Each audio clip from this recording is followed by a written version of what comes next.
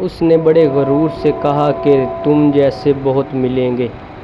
हमने मुस्कुराकर कहा कि हम जैसे ही की तलाश क्यों, नफ़रत भी क्यों करें उनसे, इतना भी वास्ता क्यों रखें उनसे।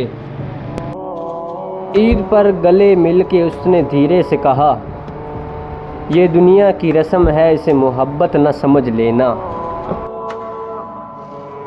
तुम मेरे हो मुझे यकीन था, झूठ था मगर कितना हसीन था। वो जो डरता नहीं मुझे खोने से, वो क्या अफसोस करता होगा मेरे ना होने से।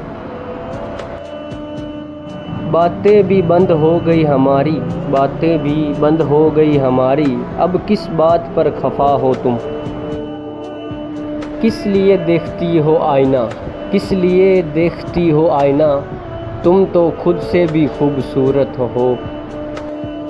और हम तो वो हैं कि जिनको फूल भी पहली बार कब्र पर ही मिलेंगे।